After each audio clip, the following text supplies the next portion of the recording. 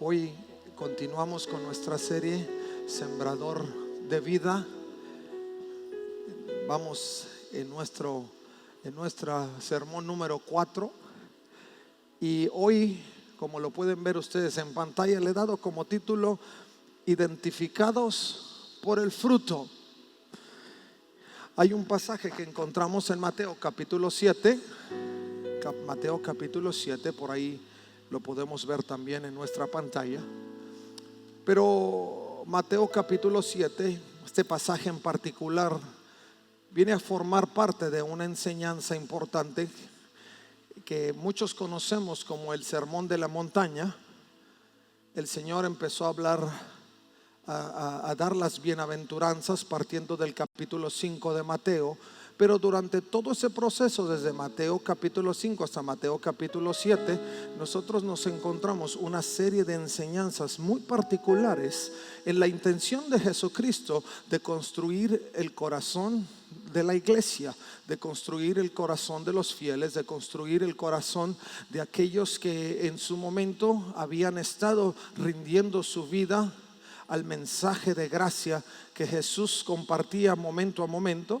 Y bueno, nosotros en este tiempo de la gracia, en el periodo de la gracia de después de la muerte y resurrección de Jesucristo, tenemos estos pasajes y tenemos estos mensajes como parte de la enseñanza de la madurez del creyente, para que podamos seguir avanzando en la realidad de Jesucristo. Y creo que esto es una de las cuestiones que hemos estado abordando en las últimas ya 6-7 semanas al respecto de este tema, sembradores de vida, porque la intención de ser o hacer está basada en lo que hemos recibido y en lo que estamos construyendo dentro de nosotros. Y todo eso tiene que ver con lo que forjamos, con lo que trabajamos en nuestra experiencia con Jesucristo. Amar a Jesucristo, estar con Jesucristo, caminar como fieles creyentes, no solo se trata de profesar, como la sociedad quizá lo perciba, de profesar una religión o profesar una fe. Para nosotros no es nada más decir soy de este o soy de aquel o soy de aquel. Para nosotros es vivir una experiencia profunda con la realidad de Dios, Padre, Hijo y Espíritu Santo, la Trinidad obrando en nuestro favor. Es más que una simple religión. Algunos en el proceso de la vida quizá van perdiendo de vista los objetivos claros y piensan y se olvidan de lo maravilloso del Señor, porque enfocamos solamente en aquello que gestiona el ser humano, en las filosofías o ideologías que el ser humano gestiona, y eso nos aburre. Llega al punto donde no encontramos sentido de ello. Pero cuando enfocamos en las cosas que tienen profundidad, en las cosas de Dios, empezamos a madurar, empezamos a crecer, empezamos a ver que la vida no se separa en diferentes compartimentos específicos, como vida personal, vida social, vida religiosa, vida de familia. No, es todo en uno y uno en todo. Por eso uno tiene que madurar. Lo que aprendemos ahora se refleja en nuestra nube de testigos inmediata, que es nuestra familia, en nuestro círculo afín, que quizás son aquellos familiares y amigos que giran alrededor nuestro, y en un círculo mayor donde incluye toda la comunidad que nos rodea. Pero ese es el fin, esa era la intención de Jesús, hablando de las bienaventuranzas y exponiendo el sermón en la montaña a todos aquellos que en su momento se congregaron. Y hoy seguimos en el mismo tenor. La intención es que estas enseñanzas sigan construyendo nuestra vida. Y este pasaje, Mateo 7, capítulo 15 en particular, menciona justamente aquellas cosas que tienen que ver con nuestro crecimiento interior y con nuestra percepción hacia el exterior. Porque lo que construimos dentro da fruto hacia afuera. Amén. Cuando uno es sembrador de vida, es porque vive en vida, es porque comparte vida, y todo funciona en todos los sentidos. Y Mateo 7:15, partiendo del verso 15, dice: ten cuidado de los falsos profetas que vienen disfrazados de ovejas inofensivas, pero en realidad son lobos feroces. Si tú eres de los que subraya, esta es una frase importante, porque el Señor nos advierte que la capacidad de sembrar y de que seamos un terreno fértil para que Dios continúe sembrando en nosotros depende de que podamos vivir apercibidos de lo que puede robarnos de esa buena semilla. Y luego sigue hablando el Señor Jesús y dice: pues puedes identificarlos por su fruto, es decir, por la manera que se comportan. ¿Acaso puedes recoger uvas de los espinos o higos de los cardos? Un buen árbol produce frutos buenos, un árbol malo produce frutos malos. Esta parte es crucial, pero seguimos avanzando. Y dice: un buen árbol no puede producir frutos malos, y un árbol malo no puede producir frutos buenos.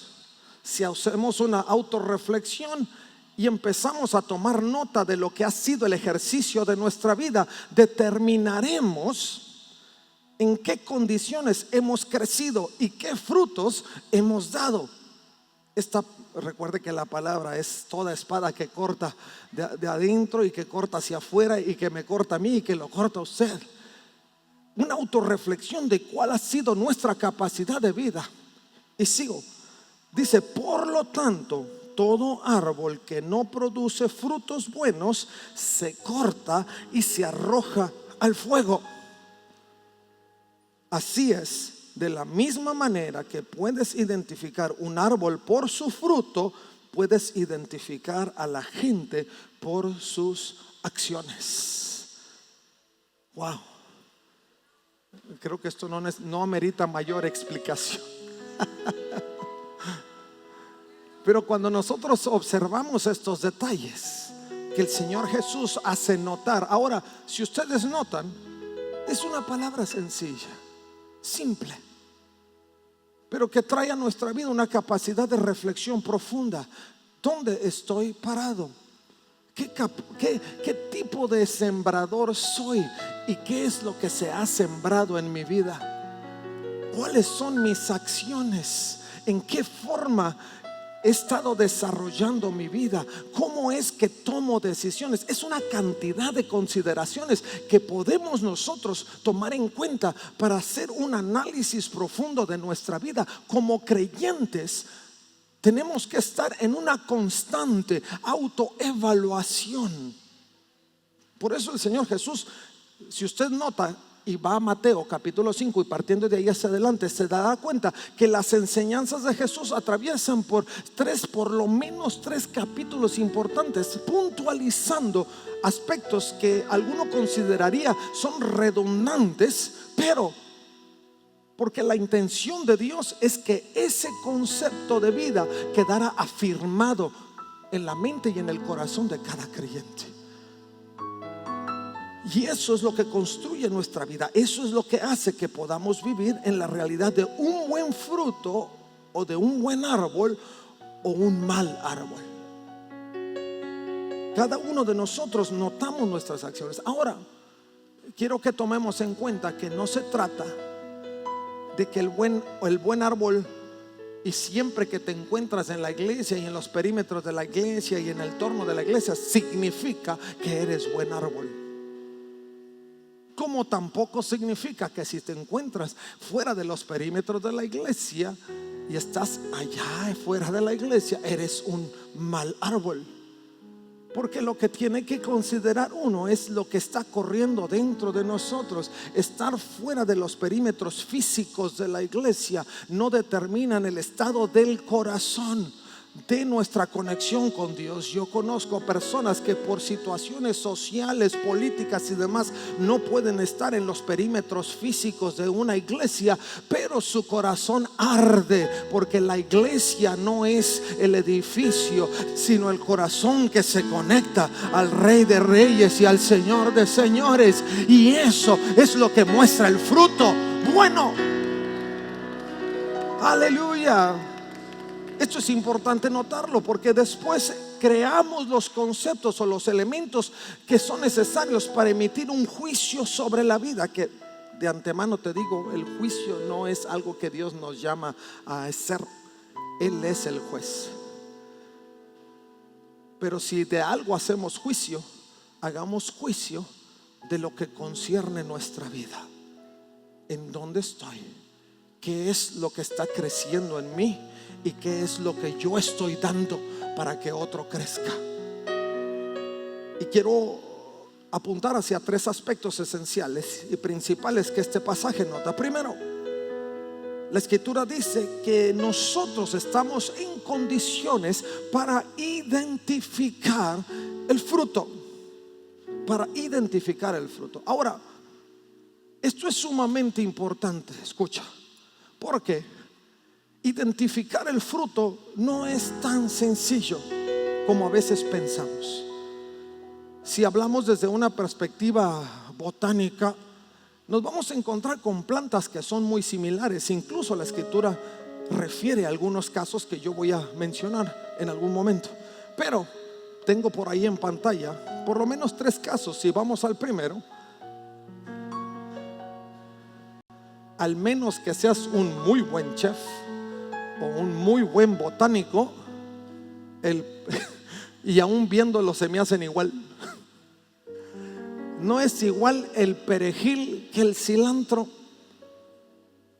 pero a la distancia, si no eres buen conocedor, te confundes y le andas poniendo a tus frijolitos perejil, y luego dices que porque no saben buenos. Pues porque el perejil no va con los frijolitos. Pero ¿qué tal el cilantrito? A los que les gusta, claro. Pero tenemos una disyuntiva, no lo podemos identificar tan sencillo. ¿Quién puede identificarlo? El que sabe, el que conoce, el que ha tenido la experiencia. Pasamos al siguiente caso. Tenemos la menta y la hierbabuena. ¿Lo ves? Pareciera igual. Y alguno diría, bueno, hermano, no lo identifico, pero sirven para lo mismo. No necesariamente. Propiedades, algunas propiedades son similares, pero cada una tiene su función. Y pensamos que podemos identificar las cosas tan sencillamente. Por eso la Escritura, particularmente el Señor Jesús, dice: hay elementos específicos que tenemos que considerar para identificar el fruto. Paso a la siguiente, y esto es justamente lo que nosotros hemos aprendido en la Escritura. Tenemos el trigo o la cizaña, o en la Nueva Traducción Viviente, la maleza, que en algún punto son muy similares. Si no eres conocedor, sin duda te vas a equivocar y recoges uno como si fuera el otro, o el otro como si fuera el uno. Y es en ese punto donde nosotros nos extraviamos. Esperamos una condición de vida, esperamos un sabor particular, esperamos una característica específica de la vida, pero no nos funciona tal, porque lo que nosotros hemos identificado o hemos pensado que es, no es. Por eso el Señor Jesús decía: puedes identificar su fruto. ¿Cómo hacemos la distinción entre estos elementos? Primero, su textura. Segundo, su sabor. Y tercero, sus propiedades. El Señor Jesús arranca el pasaje diciendo: cuídate de los lobos, porque algunos parecen ovejas, o más bien se hacen pasar por ovejas, pero realmente son super lobos. Nos equivocamos en el proceso porque no hemos crecido en nuestra capacidad de identificar el fruto que nos protege, que nos alimenta, que nos cuida. Y tampoco hemos aprendido a identificar el fruto que nos permite a nosotros sacar provecho de ello.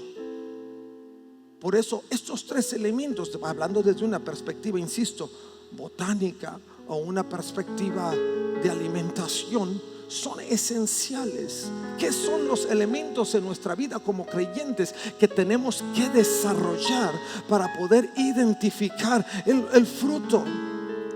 Tenemos que crecer en algunos puntos en particular, y vamos a la siguiente. Como cristianos, los frutos del cristiano que nos permiten ser identificados e identificar se basan por lo menos en 5 que al momento yo creo que son algunos de los que son básicos para nuestra vida. Primero, nosotros tenemos que ser personas que creemos en Dios. Ahora, creer en Dios no es solamente saber que Dios existe. Hay una diferencia entre creer y conocer la existencia o reconocer la existencia de Dios. Creer en Dios significa que estoy convencido de que Dios es lo que Él dijo que es. Primera de Juan capítulo 5 verso 1 dice: todo el que cree que Jesús es el Cristo ha llegado a ser un hijo de Dios, y todo el que ama al Padre ama también a los hijos nacidos de Él. Nota lo que el Señor dice en este pasaje: la capacidad de ser identificados y la capacidad de identificar. Creer en Dios nos pone en condiciones sobrenaturales, en una perspectiva del Espíritu Santo, para darnos una capacidad de discernimiento sobre lo que es y lo que no es. En otras palabras, la experiencia que necesitamos para identificar lo que nos hace crecer o lo que nos va a impedir crecer está en nuestras condiciones de creer en Dios a profundidad, para que el Espíritu Santo pueda encontrar en nosotros un medio que nos abra los ojos a la realidad de este tiempo. Si nosotros no crecemos cerca del Señor, esa capacidad de abrir nuestros ojos no va a estar ahí, no va a ser suficiente. ¿Por qué nos equivocamos? Yo pensé. Porque quizá no hemos llegado al punto concluso de nuestra vida de creer profundamente en Dios. Porque creer en Dios, y esa es otra prédica, pero creer en Dios es pasar un tiempo tan profundo y crecer en otros elementos que en otro tiempo te compartiré, que nos llevan a un sentido pleno. Abraham creyó y llevó a su hijo al altar del sacrificio.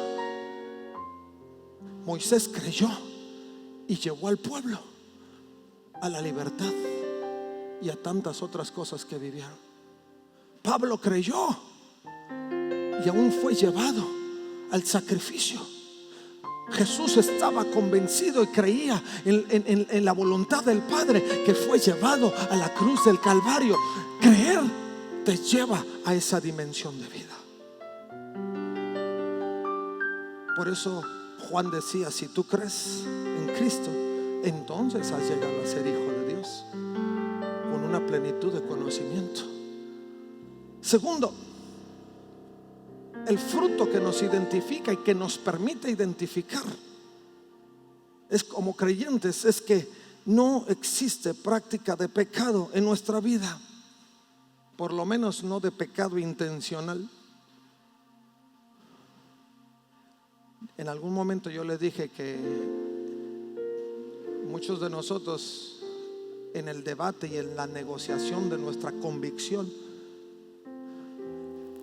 pensamos que hay un punto de flexión donde podemos decidir si lo hago o no lo hago, si es pecado o no es pecado. Pero cuando tú crees en Dios, por eso va en ese orden, cuando tú crees en Dios, hay una convicción de pecado.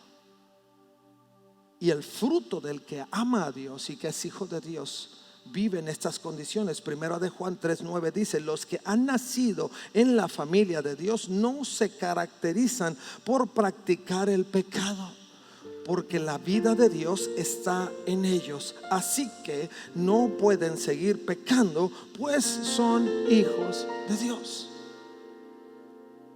No podemos estar en la iglesia y fuera de la iglesia. No podemos decir somos de la iglesia y estar en el mundo y mantener la misma práctica común de lo que se genera afuera. ¿Por qué? Porque ya no somos del mundo. Estamos en este mundo, no somos del mundo. Y al haber creído en Jesucristo y haber aceptado las condiciones de la gracia, ya nos convertimos en hijos de Dios, que vivimos en otra cultura. Y eso es lo que nos da proyección hacia afuera. Eso es lo que le hace a la gente decir: tú eres cristiano, ¿verdad? ¿Y cómo sabes? Si se nota leguas tu práctica. Como creyente te da la capacidad, al no pecar, de distinguir el pecado. Esto se los compartí en algún otro momento, pero creo que es pertinente en este tiempo. No sé si tú recuerdas, pero a las personas que contratan para identificar los billetes falsos, en alguna ocasión les preguntaron cómo es que ellos estaban en condición de identificar los billetes falsos cuando eran tan parecidos a los reales. ¿Será que ustedes toman tiempo, preguntaban algunos, para estudiar todos los detalles del billete falso? Dice: no, nosotros pasamos horas y horas y horas con los billetes verdaderos, para que cuando llegue el falso no tengamos la menor duda que es falso. Porque nuestra experiencia con el verdadero nos da la capacidad de ver el que no es verdadero. Vamos a darle un aplauso al Señor.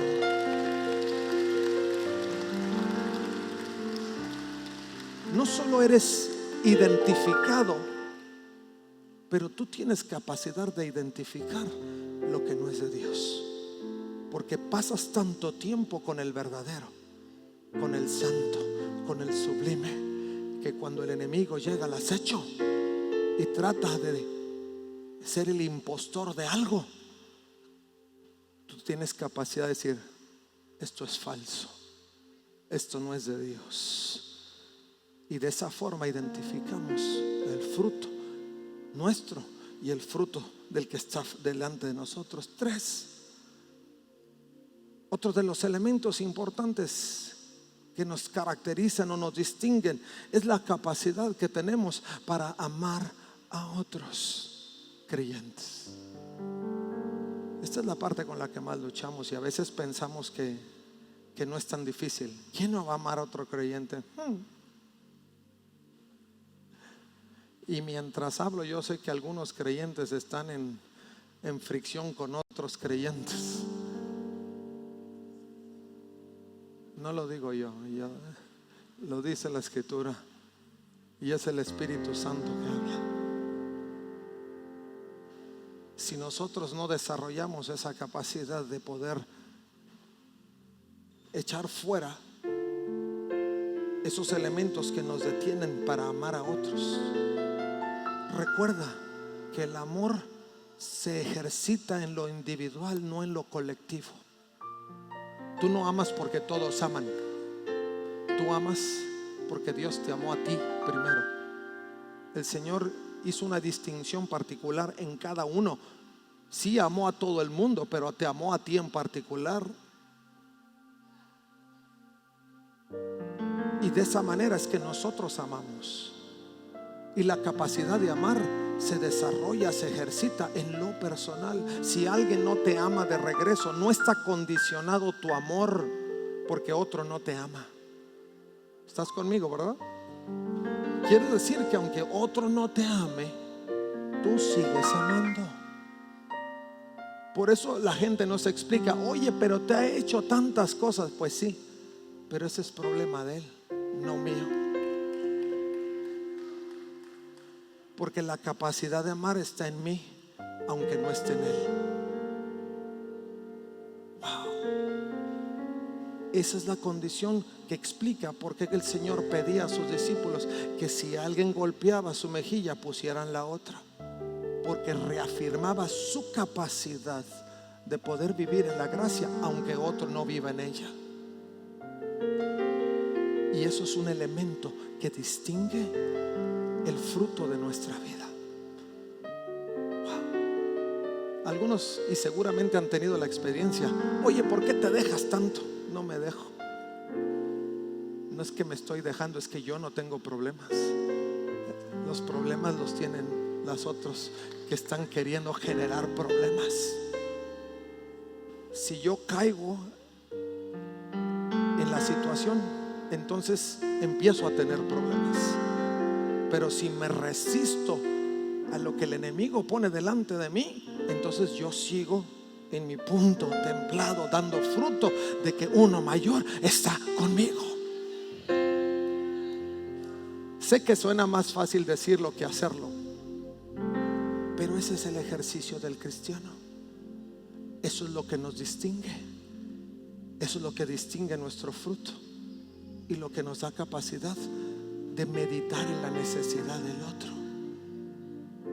En ocasiones hemos visitado algunos restaurantes y de pronto no nos dan tan buen servicio. Yo sé que a algunos les ha pasado y como que nos sentimos ofendidos porque no nos están dando el servicio que creemos nos merecemos. Es más, decimos: estoy pagando por el servicio, como si el pagar me diera el derecho de poder exigir lo que sea. Algunas cosas sí, pero cuando se trata de los elementos que dan testimonio del que está en ti, eso no es negociable, ni se compra con el dinero. Y en ocasiones cuando nos hemos encontrado en esa disyuntiva, no les digo que siempre resisto, pero yo diría quizá un 70% de las veces, y sigo creciendo a ver si alcanzo el 100%. Pero yo le digo a mi esposa: tranquila. Y cuando le digo tranquila, se pone menos tranquila. Sé que le ha pasado a muchas, pero le digo: seguramente tiene algún problema y por eso está actuando así. En algunas ocasiones nos hemos dado la tarea de entablar una conversación y a fin de cuentas terminamos dándonos cuenta que sí, en efecto, tenían no un problema, muchos problemas. Y nos ha permitido dar testimonio, no solo por cómo toleramos la situación, pero la forma en que hablamos para ayudarle en la situación. Ese es lo que distingue nuestra vida. Ese es el fruto. Esa es la forma en que la gente puede decir: no, este no es perejil, este es cilantro. No, esto no es trigo, esto no es cizaña, esto es trigo. 4. Nos distinguimos por la capacidad que tenemos para hacer justicia. De esto hablamos la semana pasada, pero quiero refrendarlo esta semana.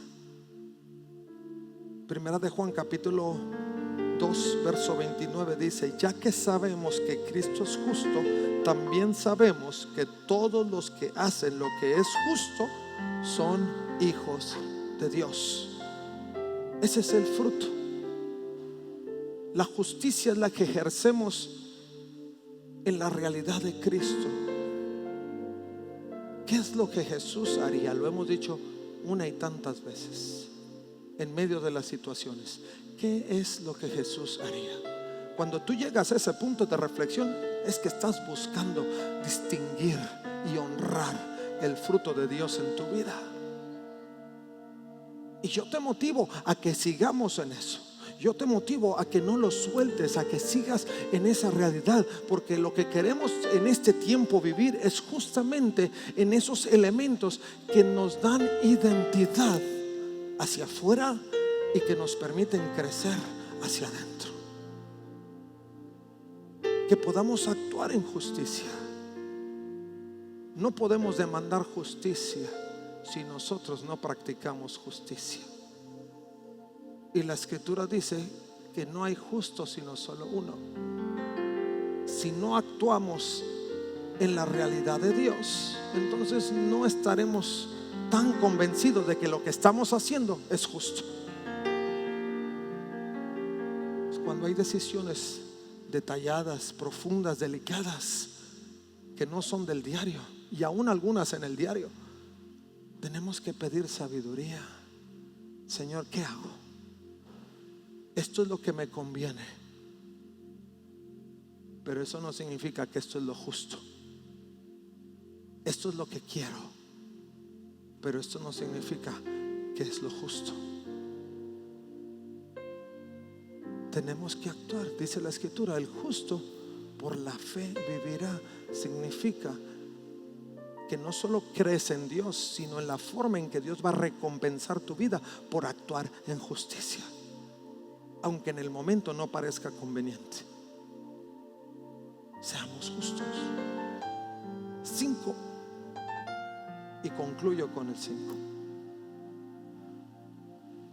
Aquello que nos da fruto hacia adelante y que nos permite identificarnos es que estamos en condiciones de vencer al mundo. Primera de Juan capítulo 5 verso 4 dice: pues todo hijo de Dios vence a este mundo de maldad, y logramos esa victoria por medio de nuestra fe. Por medio de nuestra fe. Volvemos al principio. La fe tiene que ver con estar convencidos de las cosas que no vemos, pero que sí son. Tener la certeza de las cosas que aún no estamos experimentando, pero que en el tenor de Dios ya son.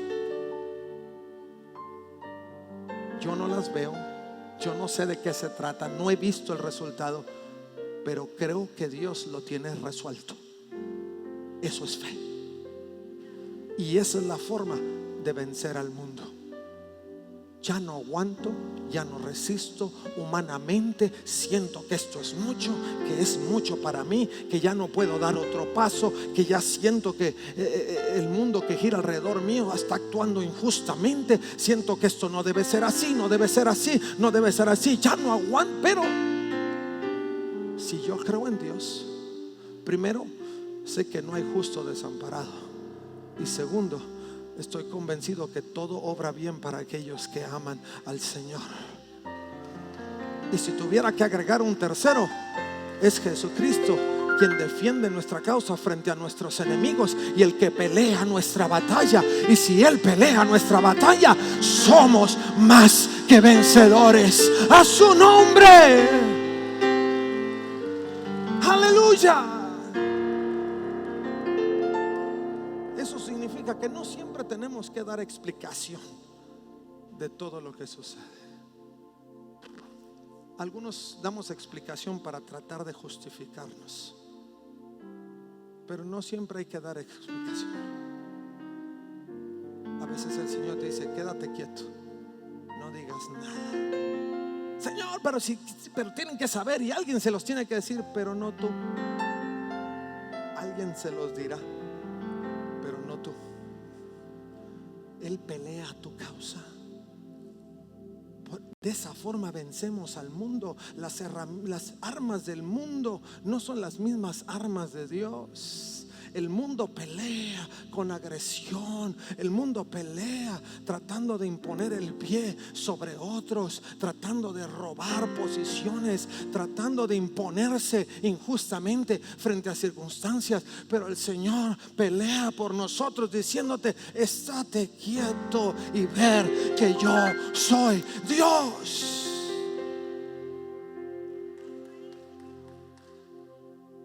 ¿Por qué?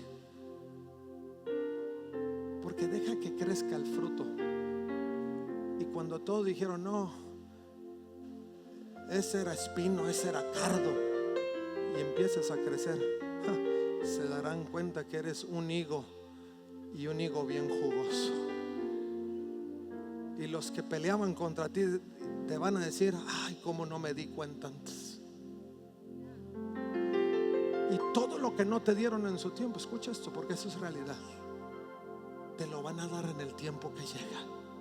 Y con creces, escúchalo, y con creces, retroactivo hasta no sé cuándo. De verdad. Porque por tus frutos es que te conocen. Y los frutos de gracia que se reflejan es lo que produce riquezas de gloria. Y eso es lo que tú vas a empezar a vivir. Si eres capaz de identificarte, no dejes que el lobo feroz te robe. No dejes que el lobo feroz te quite la oportunidad. Hay calidad de frutos, pero como el tiempo ya se me fue, hablaremos de la calidad del fruto en la segunda parte de este sermón la siguiente semana. No te lo vayas a perder, porque va a estar wow.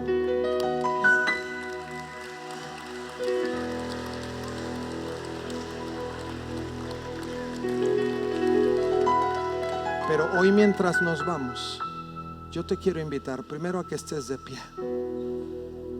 Y yo no sé cómo ha sido el asunto de los frutos en tu vida, pero yo creo en mi corazón que Dios te ha hablado. Yo creo en mi corazón que Dios ha traído una palabra específica.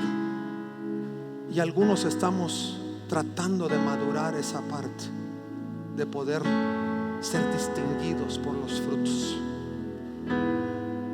que Dios ha puesto en nosotros. Y yo te quiero invitar para que esta mañana, en una forma capaz, abierta, profunda, real, tú puedas venir al Señor y le puedas decir: Señor, yo necesito crecer en estos frutos. He pensado que tengo que librar la vida en mis propias condiciones, pero hoy entiendo, Señor, que necesito más de ti. Él es, la Escritura nos enseña en Gálatas que cuando vivimos en el Señor, los frutos del Espíritu empiezan a crecer: gozo, paz, paciencia, benignidad, gozo, mansedumbre. Todo eso empieza a ser una realidad en nosotros. Pero necesitamos venir a la fuente, necesitamos conectarnos con Dios. ¿Y sabes qué? Te conviene. Hoy yo te estoy dando un mensaje que si tú lo pones en práctica, te conviene.